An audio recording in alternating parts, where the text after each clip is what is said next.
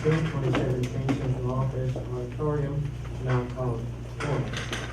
The first item on the agenda, we have the invocation by Pastor Howard, St. James United Methodist Church.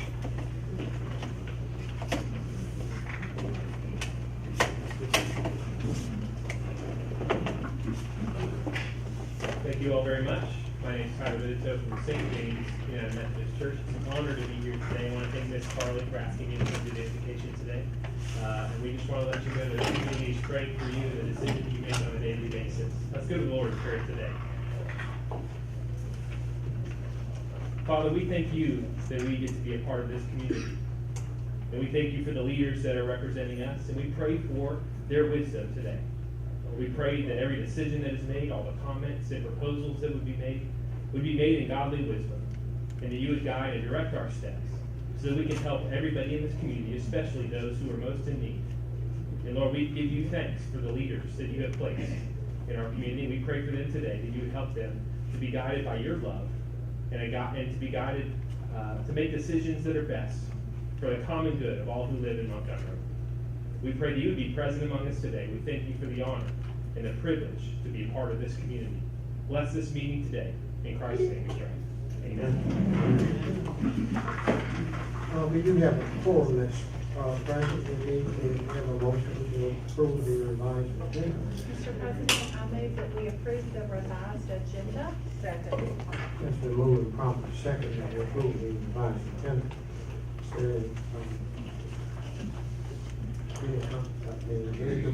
Any questions? It's not, we move to the next item, which is recognitions, Mr. Tom Salter. Oh, I'm sorry. Absolutely. Now we're ready to vote. Those who are in favor of the revised agenda, see my hand. It's unanimous.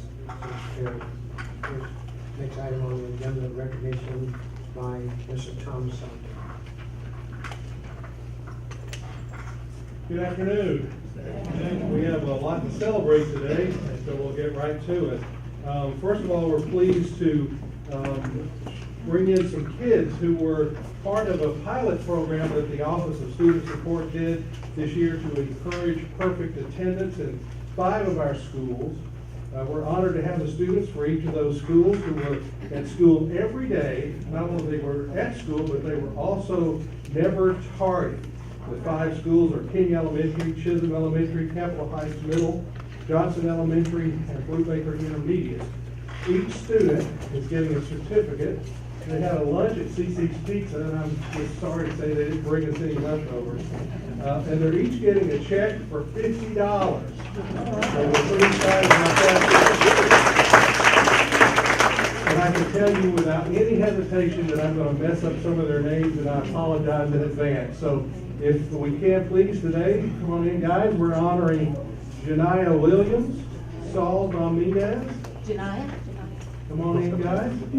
Emily Pascal, Willie Garcia, Christopher Johnson, Devin Davis, Terrence Davis, Braden Jackson, Benedict Charles, Jason Lewis, Jerry and Timmons, Taylor White, Jose Sansori, Tamara Campbell, Timothy Cook, Cameron Davis, Kayla Damia, I think that's right, Jamal Harvey, Maureen somebody want to help me with this? Isaac Guerra, am I even close? Am I close? Right here, is that, how do you say this lovely person? Is a Iliac. Close enough for government work? Okay, thank you. Faye Antonia Lucas, Robert Lewis, Johanna Rendon, Akil Marshall, O'Neill Marshall, Carolina Hernandez, Alejandro Garcia, Luis Maldonado, Yahaida Maldonado,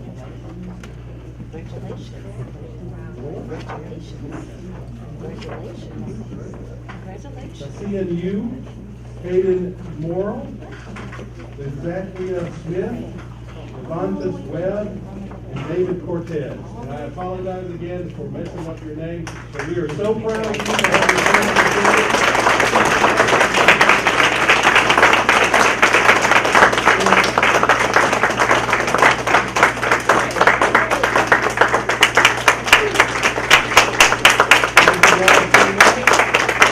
all your friends are going to want to borrow money from you now, but don't do it. You pay $50 for something you want, okay? Thank you very much. Congratulations, guys. Congratulations. Thank you. Yes, ma'am. I don't know whose right idea this was, but it was an excellent idea. We give certificates and awards for everything, but just to me, it is very important that you be there. You can't do it if you're not there. For them to have not missed, not being tardy, they deserve a standing ovation.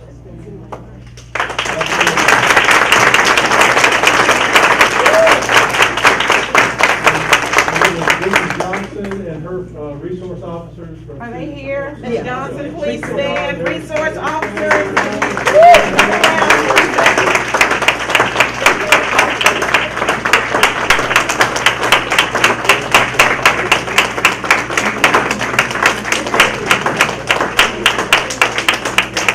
Resource officers are the hardest working folks in show business.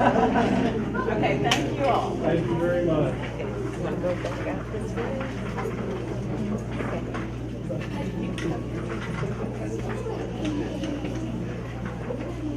Thank you, ladies and gentlemen.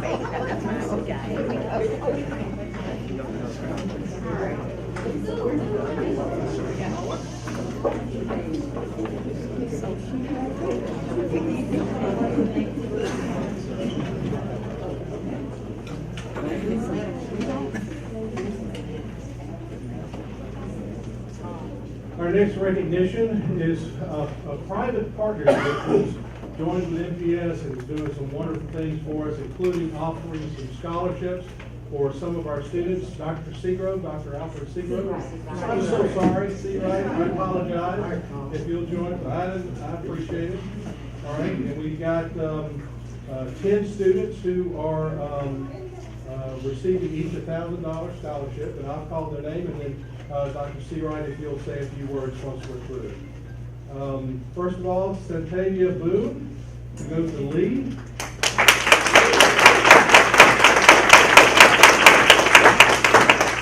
And Ms. Boone wants to be an oncologist. Wonderful. Alexis Graham, who's from Park Crossing.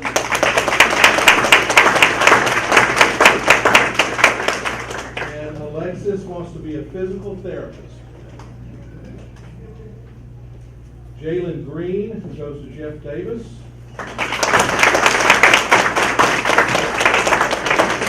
Jalen is planning on being an electrical engineer.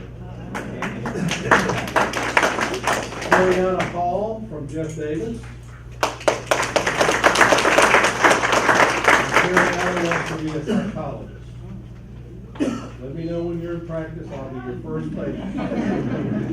Maya Henderson from Park Crossing. She's interested in being a dietitian. Shanicia Howard from Carver. And Howard wants to be a dentist, which is wonderful.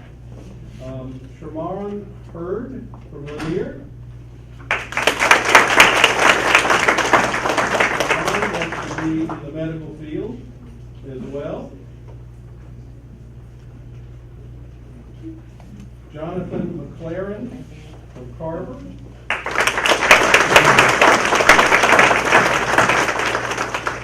And he wants to be in engineering. Okay. Jennifer Tunstall from Lee High School. And Jennifer wants to be in marketing. And Kaja Wynn from Carver is interested in being an attorney.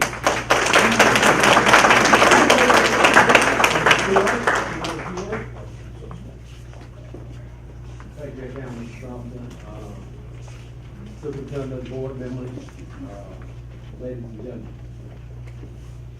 I'm very happy to be able to donate $1,000 to these 10 students. Buy whatever they want, do whatever they want once they start college. As we all know, the cost of education is very, very expensive. And when kids go off to college, they need money to buy a lot of different things. So in business, like they said, it's real quiet. People who do things don't make a lot of noise. So I just want to say congratulations to the 10 kids, and thank you for being able to do it again next year. Thank you. Oh, and also, Felicia, she's the person who make it happen. Without her and my staff, I can't do it. So thank you very much.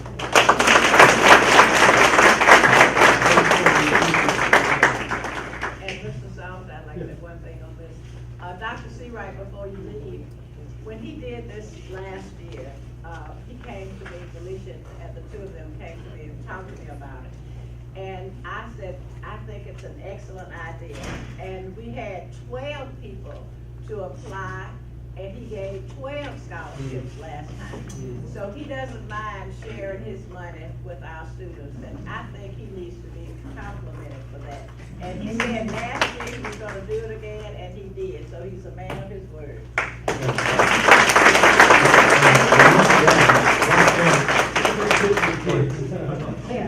I would also like to thank Dr. Seawright and his staff for his commitment and dedication to public education.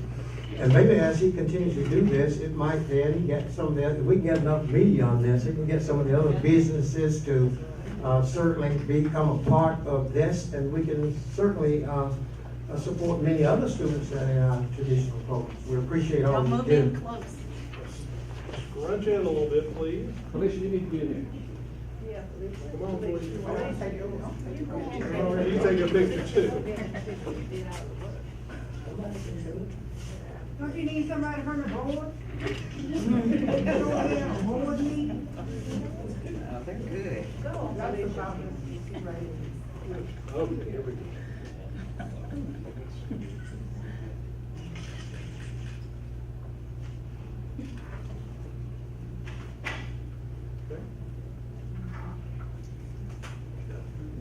Okay, thank you.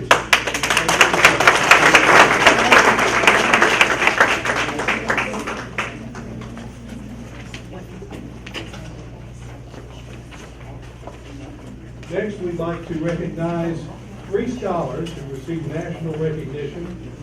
Well, Helena McMichael, Michael Head, and Joshua Breckenridge, please come join us.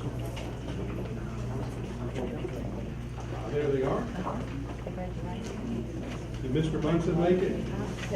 There he is. Come on up, sir. These lab students were named as U.S. Presidential Scholars Program candidates.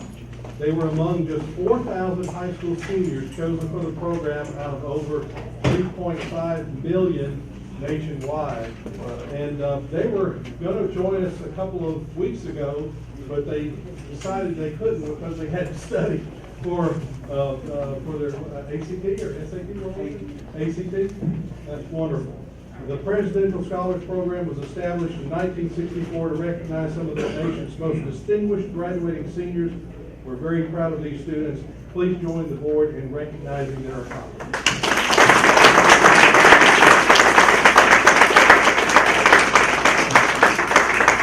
Thank you guys very much. We appreciate you being here. Congratulations. Thank you. Finally today, we have a very special award that goes to those who've gone beyond the call of duty to help students. We call it the Champions for Children Award. It's been in existence for over a decade and it's only been given 2 times before today. Today we honor 3 of our own. Lee High School teachers Scott King, Felix Tyree, Angela Washington, please come forward, and also Dr. Parhams, if you don't mind joining us.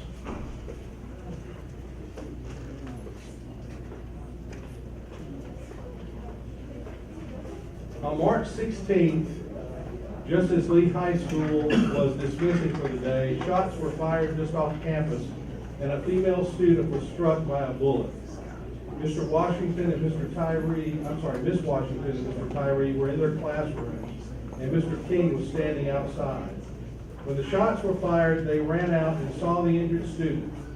Mr. King is a former firefighter, and he began to immediately provide first aid. Mr. Tyree and Miss Washington were just a few moments behind. Miss Washington literally gave the shirt off her back to be used as a bandage to help stop the bleeding for the student. These three champions didn't know if there would be more gunfire or more shots, and they might themselves become targets. They ran toward the danger. Their quick actions are credited with stabilizing the victim and keeping her calm. I know that our parents are relieved to know there are adults in our schools who are willing to put their own safety at risk to protect their children. Please join the board in congratulating Ms. Washington, Mr. Tyree, and Mr. King, true champions for children.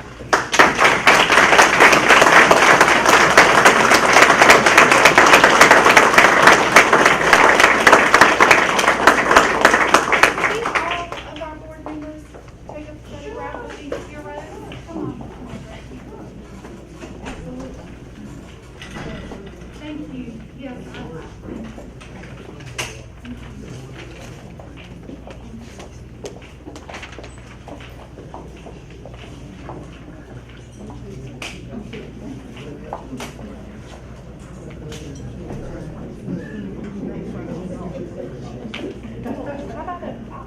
Hey, Robert, why don't you and I go on this end so that we can surround these heroes? Can you fit all in your spot? Are you okay? It is everybody, right?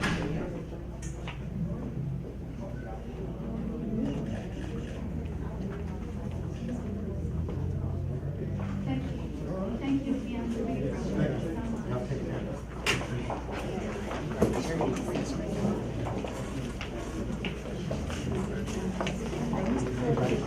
Thanks, Janine.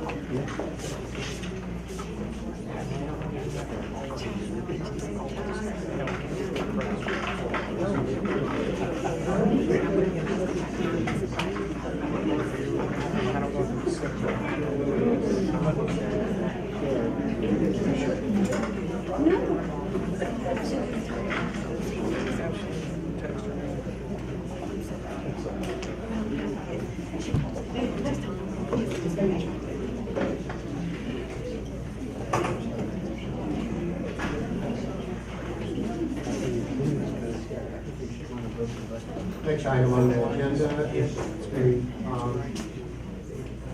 scheduled public comments. And we do have a script of public comments. Ladies and gentlemen, our next agenda item is public comments. It is important that we follow the rules of order and protocol in making public comments.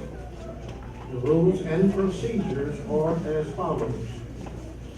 Request must be made in advance to writing to the superintendent's office by 4:30 on the Tuesday preceding the meeting day.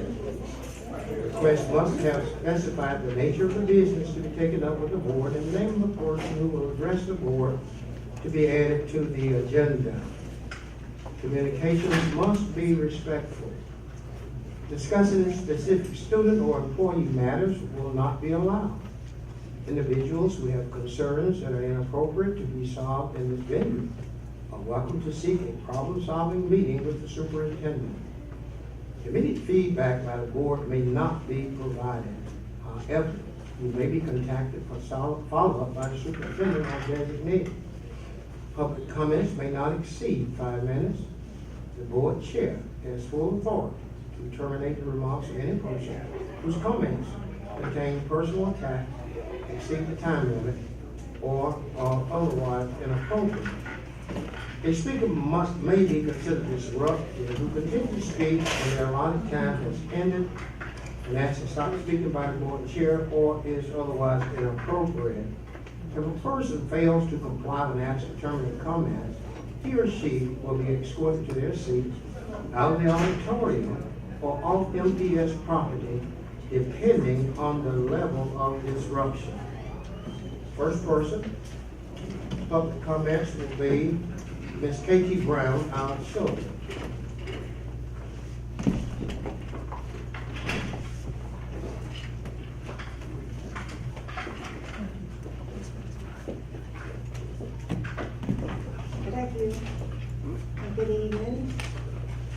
But today I wanted to talk on some things that we had met in the community and talked about that we thought that you needed to pay particular attention to.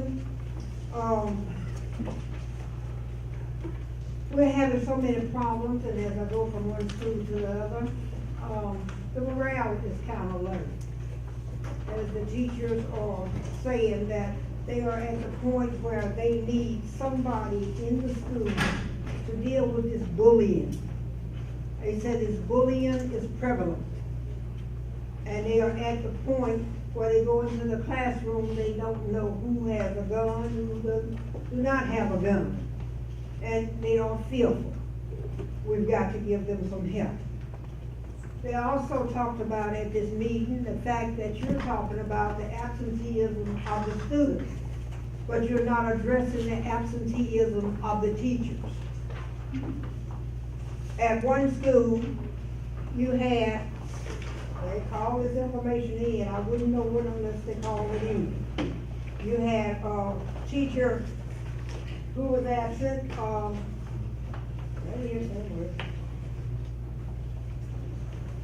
you had 20 teachers absent.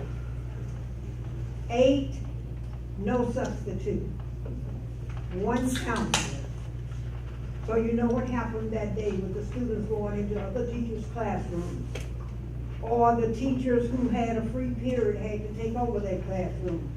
So you know there was no teaching for those students on that day. So what we've got to do is, you had 1 counselor there. What we've got to do is, we got to put some more counselors in the school. I saw in the paper where you rehired some people. In rehiring these people, why didn't you hire some people that you needed? You need a counselor on each level for those students entering that level, so that they can deal with those students and they won't pick up the bad habits of the ones who are already there misbehaving. You've got to deal with the rules that you have passed and regulations that you've passed, and you've got to apply them to your traditional schools. You're already applying them to your magnet schools. So why can't you apply these same rules? You keep saying what you don't know how to do, but you know how to manage the magnet school. So why don't you apply some of these rules to the traditional school and see what you come up with? Because we've got to do better. Our schools used to be the best. They used to be the best. Don't let them go backwards. Hold on to them. Help them. Somebody put in my mailbox that at one school you had 22 resignations, 12 transfers, 57 new hires, 43 leave of absence, 7 terminations, 4 retirement, and 1 suspension. How does that sound? How does that sound? In a school where children are supposed to be looking up to you, and you're supposed to be doing for them what is necessary for them to go from one day to the next. Help me. I am tired of telling these parents, hold on. There has to be a reason. There must be something else. Let me find out what's going on. I need your help. I need you when you pass these rules and regulations that you enforce them. You used to enforce them. What happened? Go back. Use the tradition that you once had and enforcing what's going on in the traditional school, because you're doing it in the magnet school. Help the parents. Help the children. Help me. H-E-L-P. Help them. Thank you.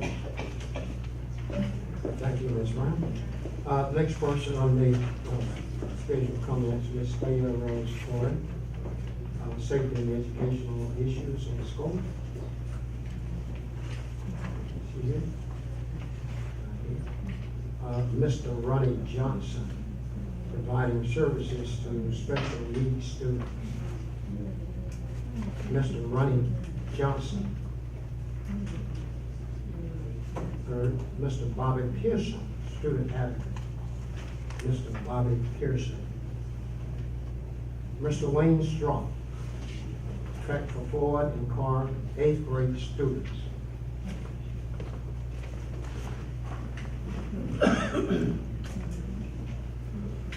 Mr. Porterfield, Ms. Allen, and members of the board, thank you for hearing me today.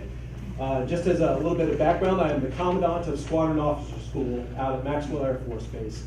Squadron Officer School is responsible for the education of over 4,200 officers each year, comprised of 3,800 captains in the United States Air Force, international officers, civilians, and Guard and Reserve members that total 450. So a total of 4,250 students per year. So education is extremely important to me as it is my daily business.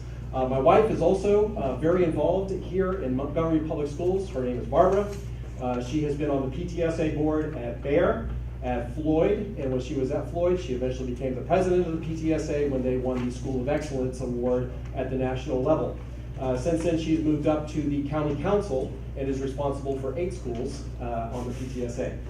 So the education system here in Montgomery has been a part of our family since 2013 when we moved here. And we moved here because of the incredible opportunities that are resident here in Montgomery. Yes, in Montgomery, incredible opportunities. And we moved from Tampa and actually requested to come to this location because of looking for the optimum school for our son, Weston, in 2013. He was accepted into Lamp High School. Since graduating, he has received an academic scholarship to Baylor University and was a National Merit Scholar out of the Lamp. Our daughter, Shaylin, went to Floyd Middle Magnet School in 7th and 8th grade, and then she tracked on to Lamp and is currently a sophomore. We also have a third daughter who started at Bayer, moved to Floyd, and is currently an 8th grader at Floyd, and she is looking for the same opportunity to go to Lamp High School. So when you take a look at the proposals that I'm offering, I'm suggesting, and I know that the board is looking at an opportunity for establishing a track system for Carr and for Floyd that would allocate some slots to Lamp High School and to Brew Tech. If you look at some of the students who are currently at Carr, they have some guaranteed slots to Lamp High School, but they do not have guaranteed slots that will take them over to Brew Tech. So those students at Carr that are interested in the technology realm and who are looking for opportunities in technology are not guaranteed those slots. Likewise, students who are at Floyd who are academically inclined and show the academic acumen to excel at Lamp High School do not have the automatic slots either.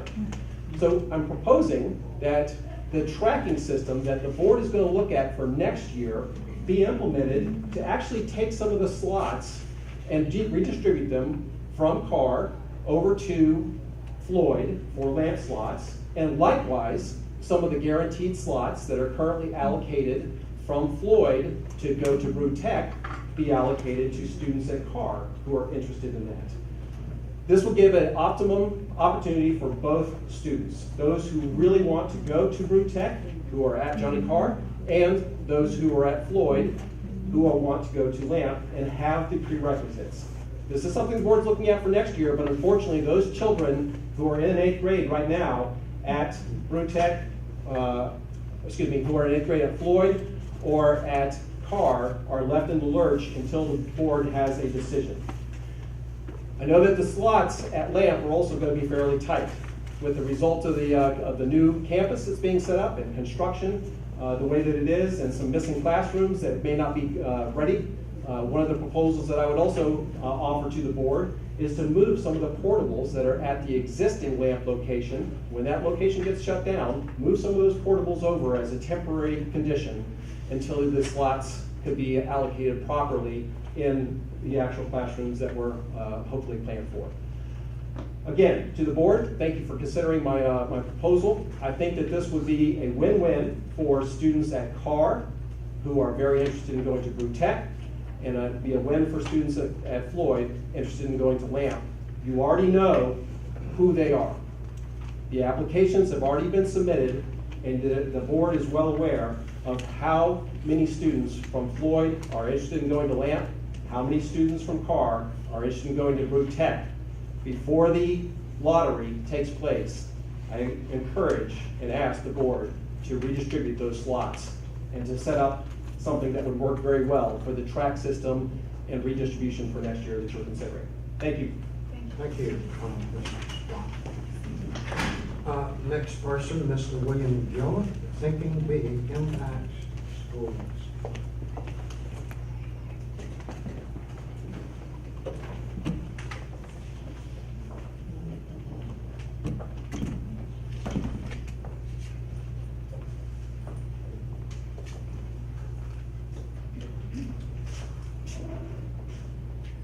Thank you, Mr. Porterfield, for the opportunity, and board members, and superintendent, and parents, and everyone involved with education.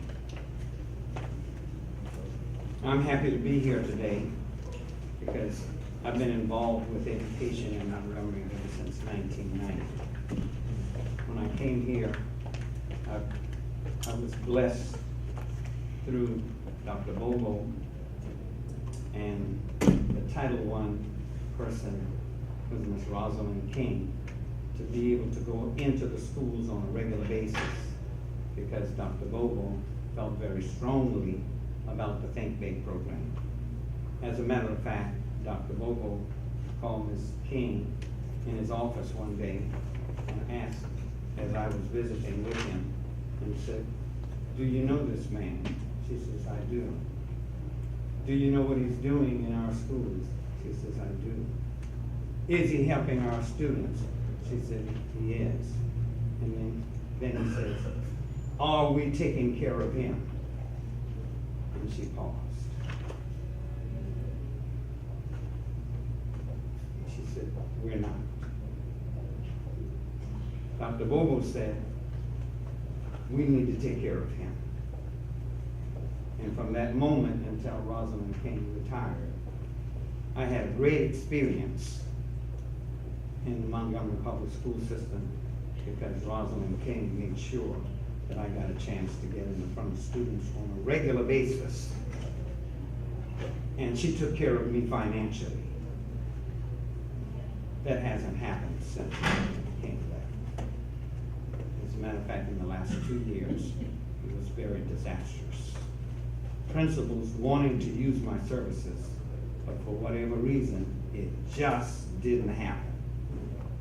But the reason why I'm here today is to let you know that I did make a proposal 2 years ago for my program to be used as a pilot project so that it could be compared to anything else that was being tried.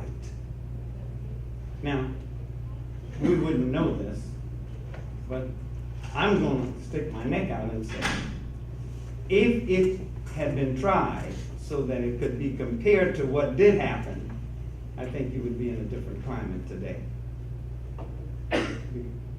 about this idea of turning schools around. And the reason why is because I had the privilege when I didn't know what I was doing, and I sure didn't. I just happened to have had a grant from HUD to work in a public housing community that was right next to Riggins Elementary School. And because the grant came from HUD, I was able to work in the neighborhood door to door and follow the kids into the classroom. And the principal made me the assistant principal. He said, "You can do anything in here you want as long as it involves these children." And in 2 years, how many years did I say?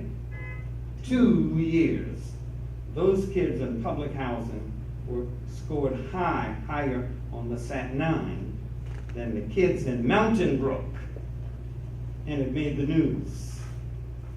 And Dr. Ed Richardson said, well, they couldn't have outscored the kids in Mountain Brook. They must have cheated.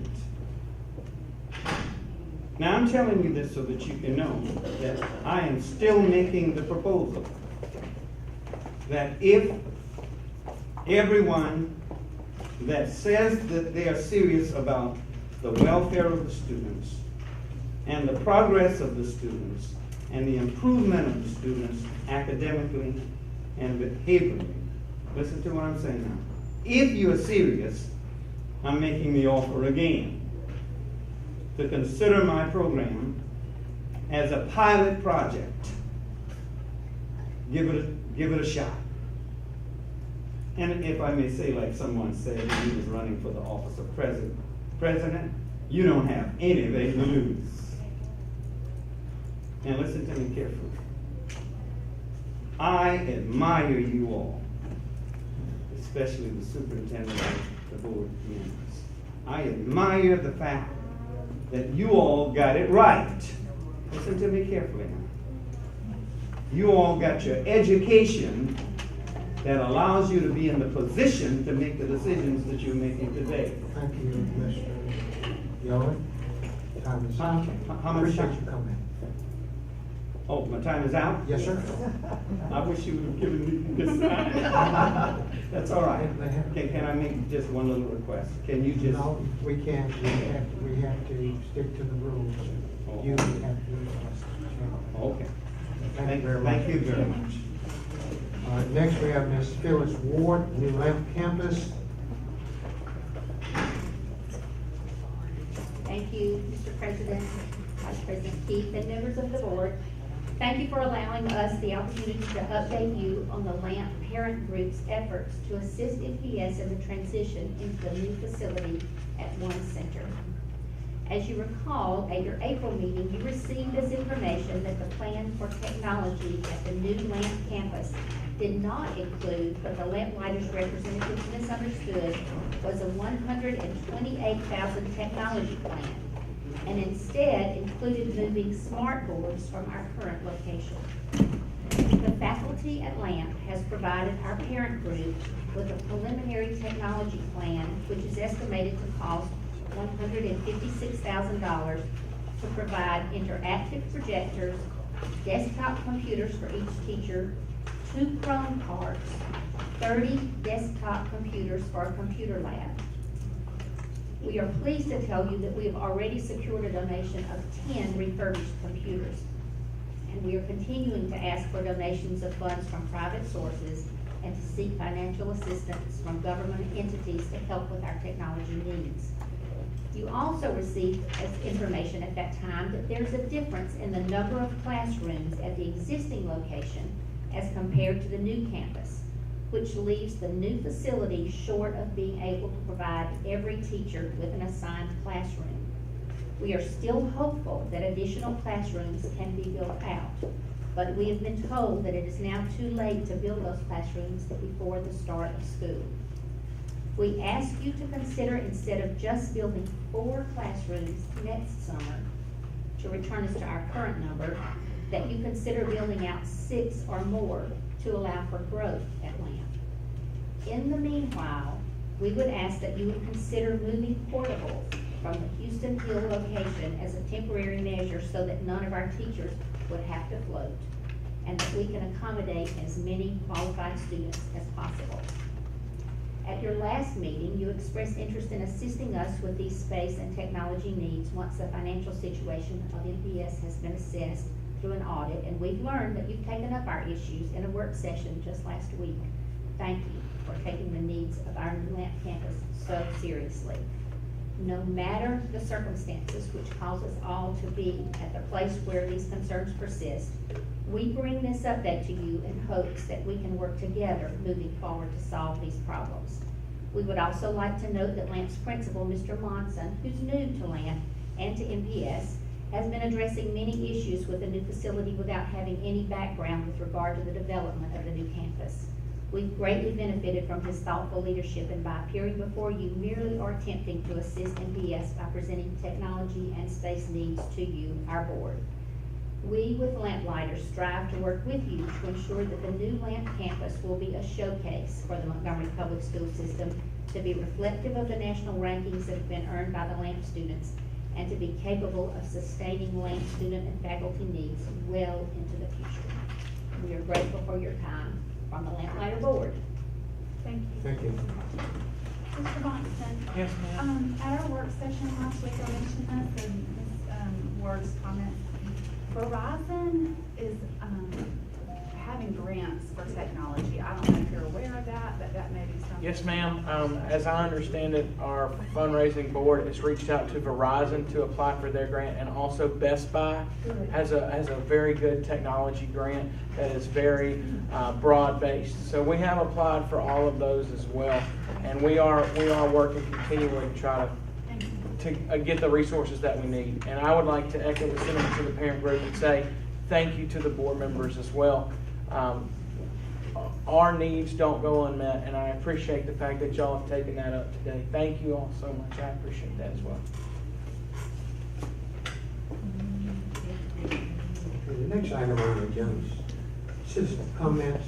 And we do have a script for citizen comments. Ladies and gentlemen, our next agenda item is citizen comments. It is important that we follow the rules of order and protocol in making public comments. The rules and procedures are as follows. Citizens may sign up for comments before board meetings. Citizen comments must be on an agenda item. Forms for citizen comments will be available 30 minutes before regularly scheduled board meetings. Agenda topics to be addressed must be identified on the form in order to speak. Individual citizen comments may not exceed 3 minutes. A total of 30 minutes are allotted for all citizen comments. Communications must be respectful. Discussing specific student or employee matters will not be allowed. Individuals who have concerns that are inappropriate to be solved in this venue are welcome to seek a problem-solving meeting with the superintendent. Immediate feedback by the board may not be provided. However, you may be contacted for follow-up by the superintendent or designee. The board chair has full authority to terminate the remarks of any person whose comments contain personal attacks, exceed the time limit, or otherwise inappropriate.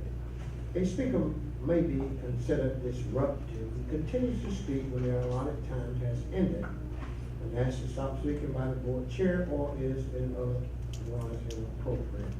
If a person fails to comply when asked to terminate comments, he or she will be escorted to their seats out of the auditorium and or off MPS property, depending on the level of disruption. We do have, I don't have an agenda item here now. We have Chantor's Masana. Do we have an agenda item?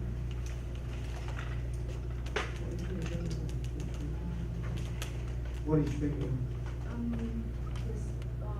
The slots for magnet schools to be increased.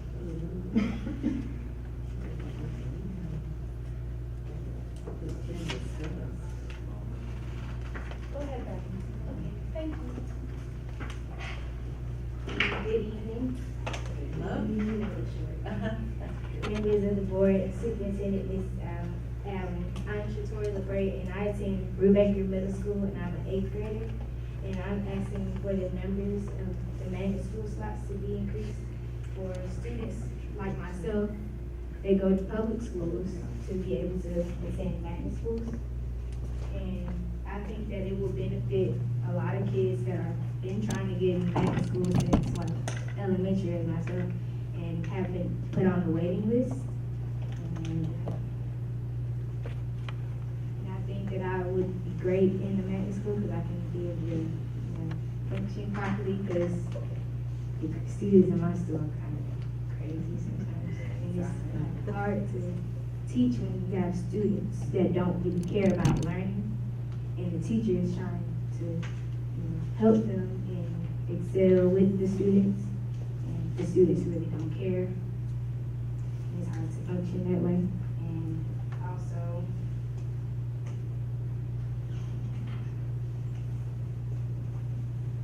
I hope that you consider my idea for increasing the magnet slots and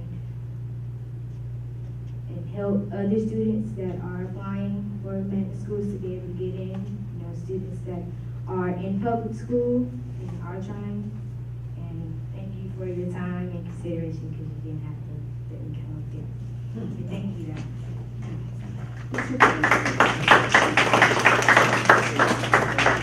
Mr. President, lady, is that your mom?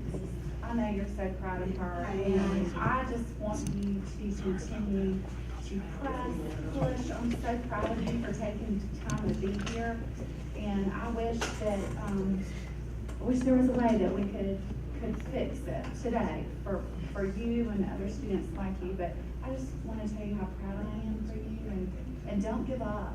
Keep working hard and stay focused, and you're such a role model to so many students and even adults, so thank you, and it just makes me want to do my job even harder for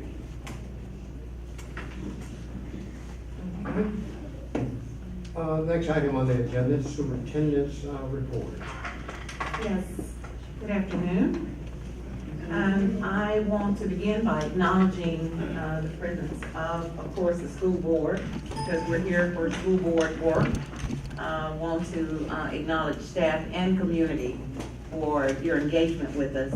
To parents and community members that participated in the scheduled or public comments, I just want you to know that we appreciate your concern and your desire to work alongside of us to make things work for our children. Bottom line, that's our goal. In his absence, I did want to commend Mr. Seawright, Dr. Seawright, for what he continues to do for our children. Things that he doesn't have to do, but I appreciate his active engagement with those financial contributions for our graduating college-bound students. Very briefly mentioning each of our strategic plan goals. Goal 1, regarding ensuring that every student is college and career ready upon graduation. I'm just looking forward to graduations this week. We have close to 1,800 students that we're going to be sending off. And so we want to offer thanks, of course, to parents and teachers and administrators and of course to the students for a job well done. Look forward to that, starting tonight with you, Ms. Munson. Look forward to that. Ensuring that every education professional is well prepared, resource supported, and effective. Last week we celebrated with our teachers Teacher Appreciation Week, letting them know how grateful we are for their commitment to our children. There's so many of them that continue to do such an excellent job of working with our students and helping them to get to where they need to be. I want to acknowledge that we have about 140 teachers who've not missed one day of school this year, and we wanted to bring them alongside of the students who haven't missed. There was just too many of them for this occasion. But I think that's quite noteworthy, that there are teachers who are dedicated and will come to school every day of the school year. Goal 3 about the support systems that maximize opportunities for academic and life success. Yesterday marked the end of the reviews that the state teams are doing for the 27 intervention schools. They conducted these interviews and will be providing feedback to us and of course to the State Department regarding these schools. A self-assessment was done by each school, and then the team members from Class Measures went in and conducted observations and had conversations with all the stakeholders within the schools. Today, Class Measures is here to have an opportunity to chat with you, those of you who can, after this board meeting. So I'm hoping that you will be, some of you, if not all of you, will be able to participate in that. I have for you some documents that represent a self-assessment that the central office participated in. We began today with that team, giving them background to the school system and other details about our academic expectations and such. So I'll grant that to you after this board meeting. Goal 4, ensuring that every school engages parents and the community partners in support of student success. Last week, I had an opportunity to attend an MPS event sponsored by the Parent Engagement Office of Federal Programs at True Divine Baptist Church last week. The Title I schools presented a Parent of the Year and or a Community Partner of the Year. And it was a fantastic event. It would be wonderful if we could do that again next year and include all schools. The parents were excited to receive awards, and so were our community partners who were there in rare form. I mean, they participated, and it was wonderful. So I'm looking forward to the expansion of that. I need to go back for a commendation. I've been meaning to do this multiple times. Tom Salta has his picture in a national publication because he was one of 3 authors that were chosen to be published nationally on the subject of informing the public about changes in policy. And so I just wanted to acknowledge that, Tom. We're very proud of the work that you're doing. And on the screen is our soon-to-be, is it June 1, Tom? June 1. June 1, we'll have a new website that'll be going up for MPS, and we're really looking forward to the view of it, and hope that it will be totally what the public needs in order to keep up with us and engage with us. Thank you. Mr. Allen. Go ahead. Go ahead, Mr. President,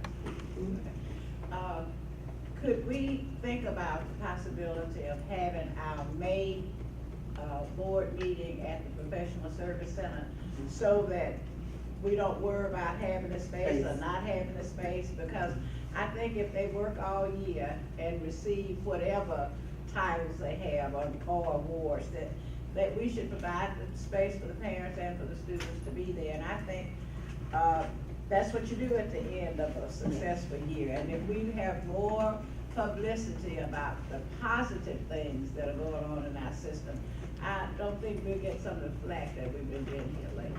Ms. Bryce, I want to follow you on, I have thinking the same along those lines. Here are some ideas I have. I think that the board should send each of them a letter to congratulate them.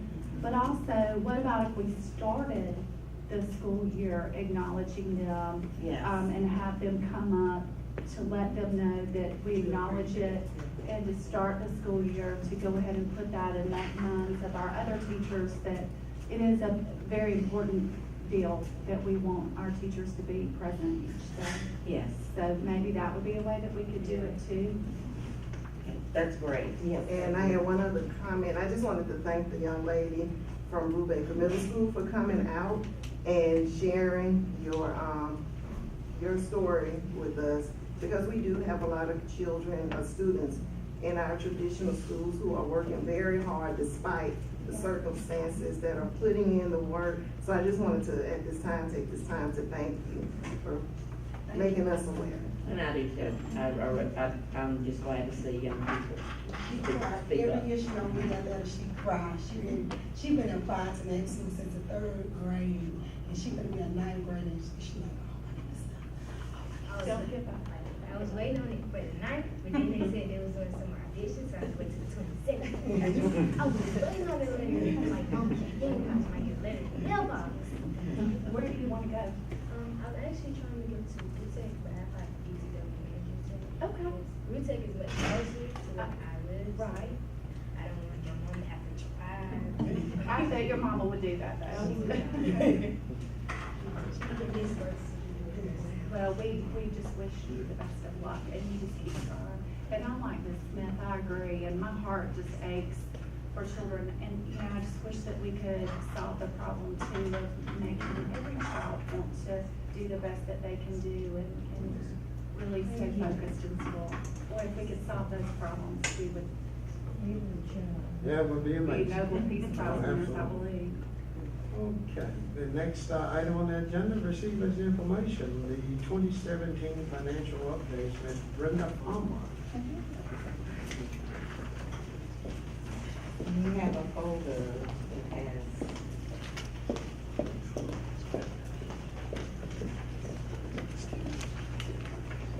Good afternoon.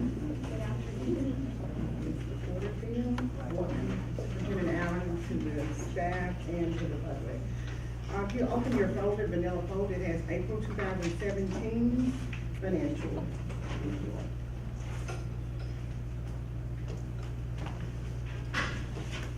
Okay, on the first page, the notes for the financial statement for the month of April 2017.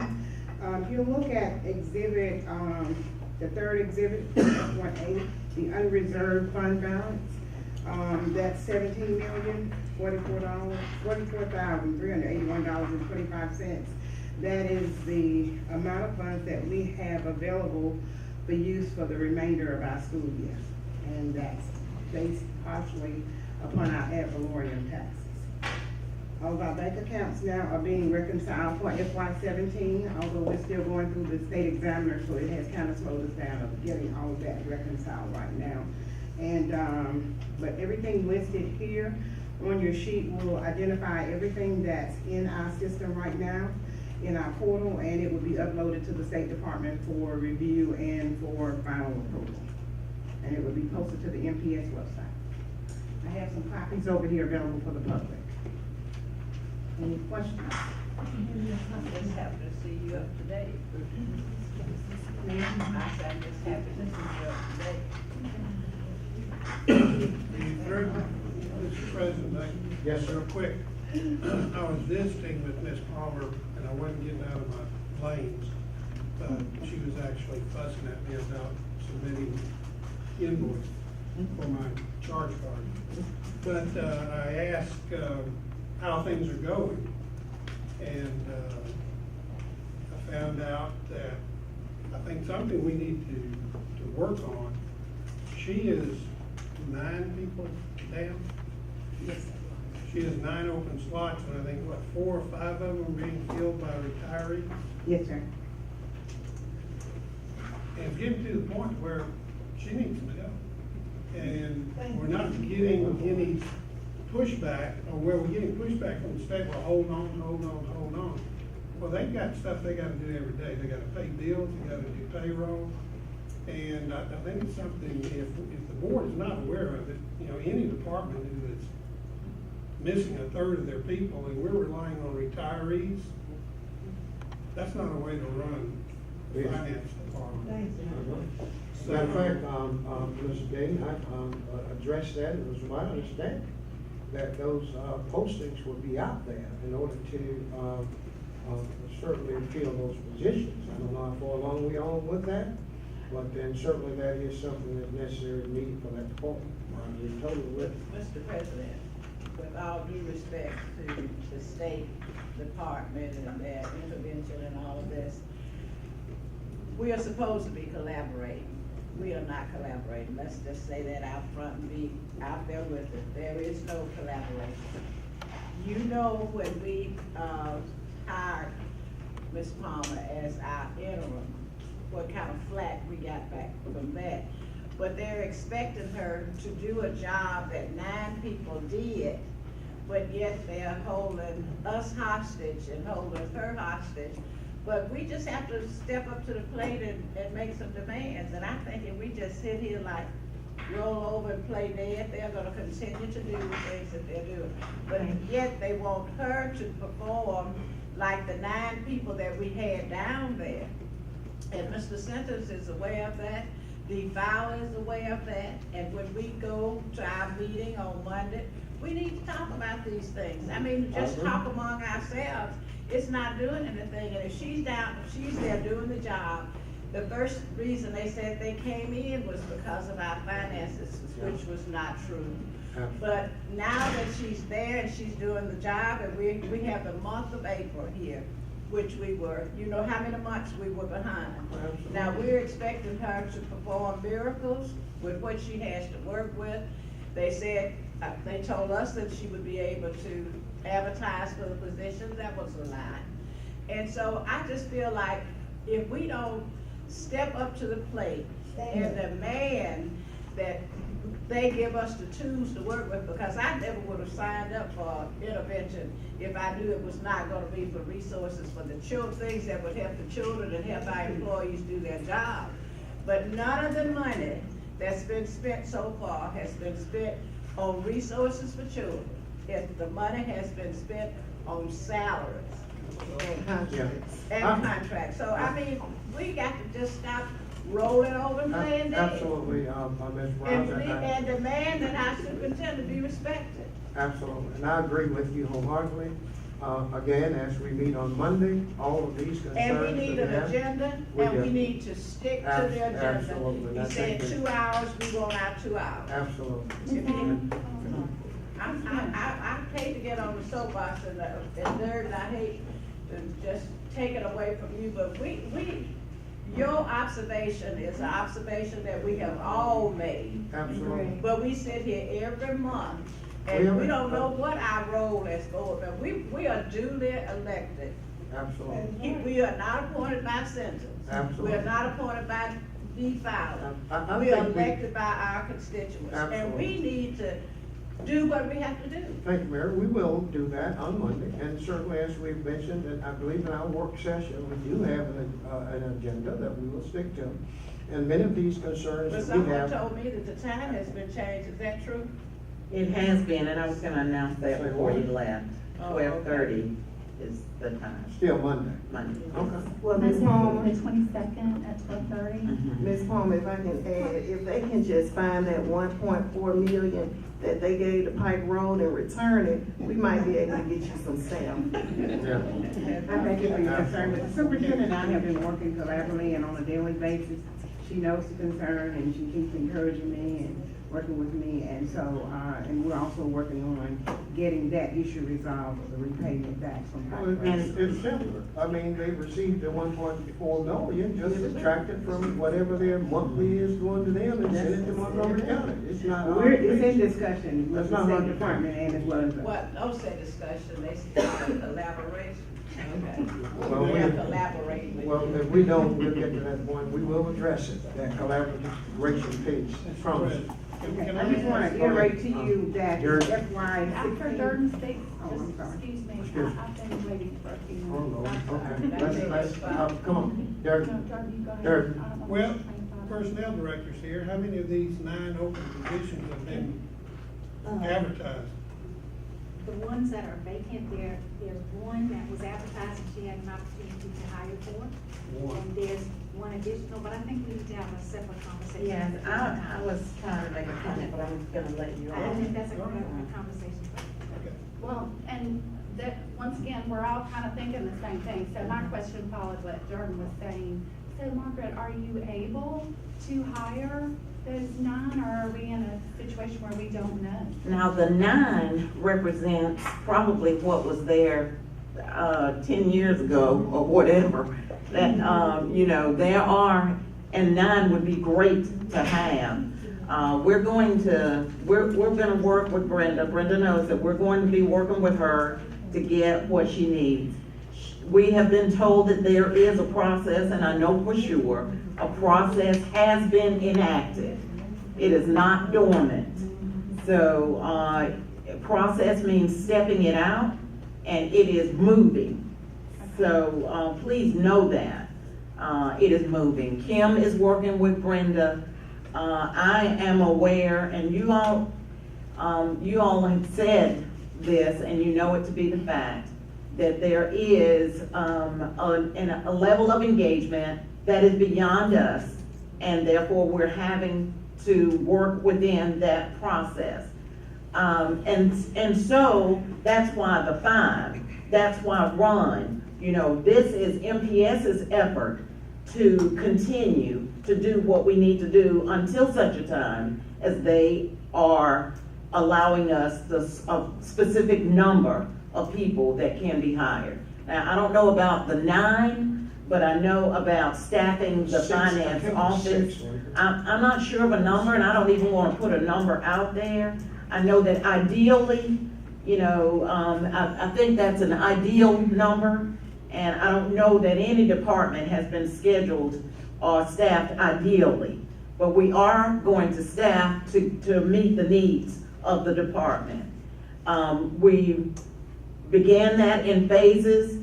Kim has been working with Brenda to begin that process with the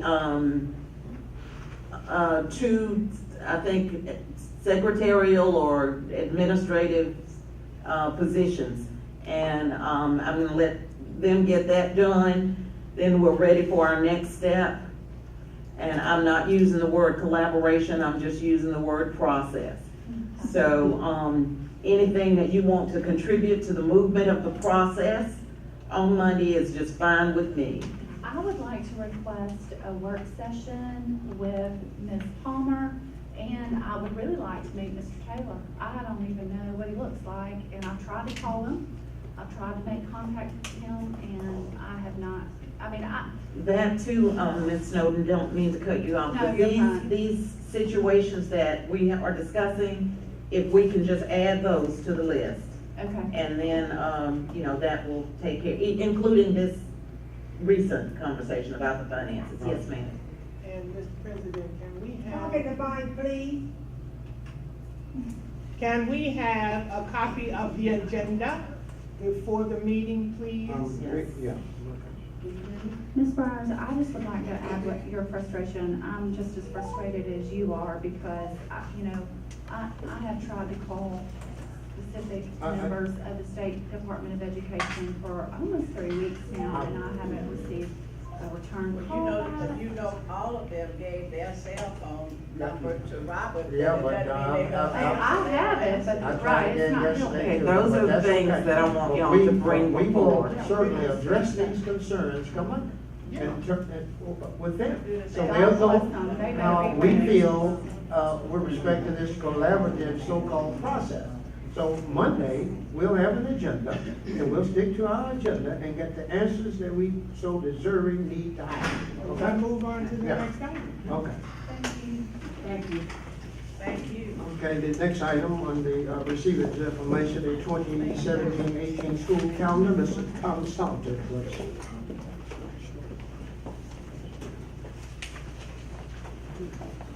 When we had our calendar committee meeting, we added something before that we've never had, and that is this date right here, Friday, October 6th. Friday, October 6th is our parent involvement day. An opportunity for parents to come, to spend the day talking to their children's teachers, visiting the school and all those other things, bring the child with them if they want, or they can leave them at home. It's a day that the teachers have to report. When we did our count, there were supposed to be 10 professional development days. And we have, in this calendar, we have 10 professional development days. The problem is, this makes 11. So it was a mistake in counting, and what we're asking the board to do is simply make the first day for teachers, instead of August 1st, make it August 2nd. I'm so excited. I just want to thank Mrs. Allen. I know this is something I've wanted to see happen for 11 years, so thank you. Let's see if, Tom. Yes, sir. As we look into October, and that would be the first semester, is it any way you think that we can revise this such that in the second semester, if it goes well, we can do something maybe around February or January? Well, what we possibly could do, and I don't know if I can make this move from here. For the parent engagement? Yes, sir. One first we could semester, certainly turn one of our, well, it's not cooperating, but we could certainly turn one of our professional development days later in the year into another parent visitation day, if that's. Okay. Well, why don't we wait, Mrs. see how Allen? well it goes here, and then not just having one the first semester, but again, have a follow-up the second semester. Well, the reason it's done in October is the state's parent visitation month. Well, we can have one of our own. You too. bet, we sure can. We sure can. Mr. President, I had a question as well. It was brought to my attention that teachers and principals have not seen the calendar A and B. It was. So I just wanted to, if you all can just. The calendar was sent to every person who works for us for their review in October. Everybody. And some principals sent back reflections, because that's what they're asked to do. They're asked to share it with their staff and then send back any concerns to Tom. Ms. Bryce brought that to my attention, so I called Tom, and he sent back to me copies of principal comments, principal and teacher comments. So I know they received it, but probably along with 1,000 other emails in there, and just didn't take the time to take a look at it. But the same process was used yet once again with the calendar. Well, it's on the record now, and some teachers and principals told me to ask, so I asked. And I got it. Tell them to read the material. Read the material. C, to receive this information, summer food service program procurement plan, Ms. Gina Shell.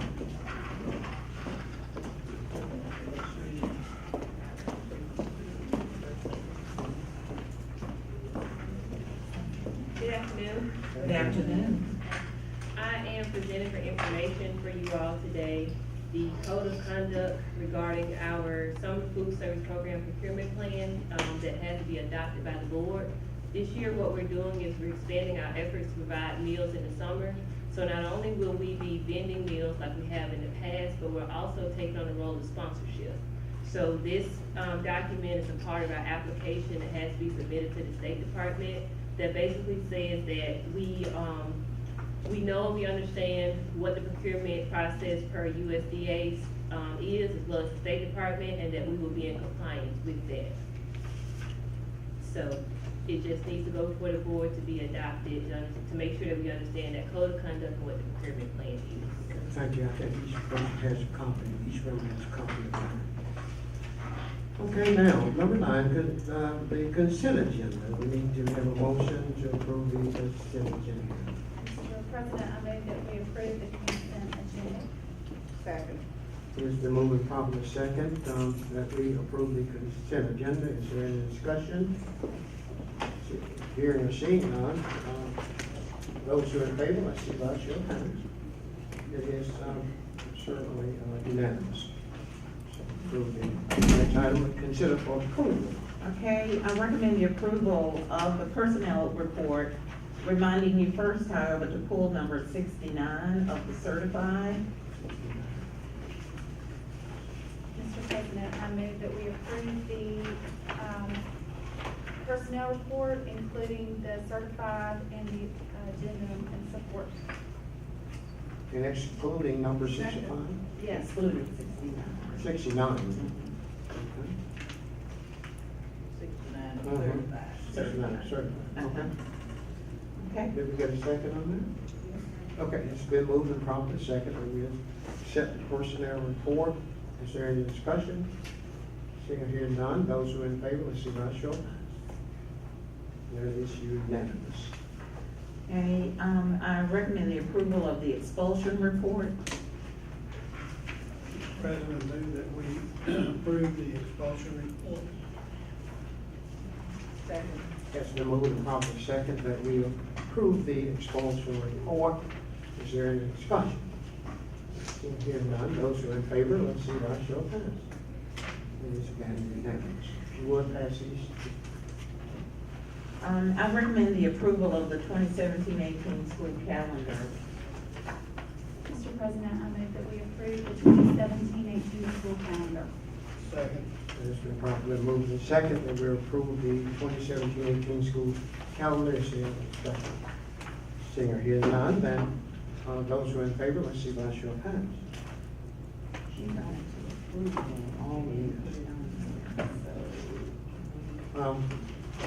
We received as information that summer food service procurement plan, but as she stated when she presented, we need to have that approved by the board.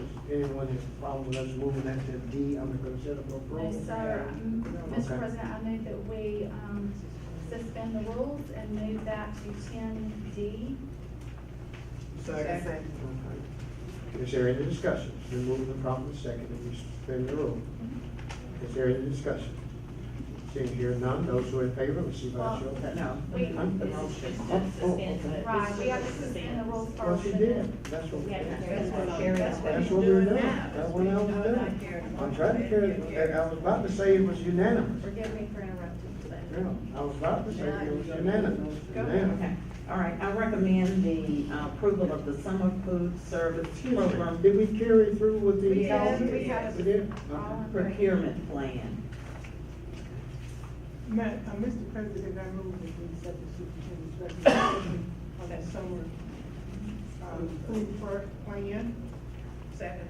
It's been moved and properly second that we accept superintendent's recommendation for the summer food service program. Is there any discussion? Those who are in favor, signify by saying aye. It is unanimous. That is the last item on our agenda. We will consider this meeting now adjourned. One observation, one observation. Did you notice that when somebody wanna move the agenda and get out of here, did you notice that the snow made all the motions?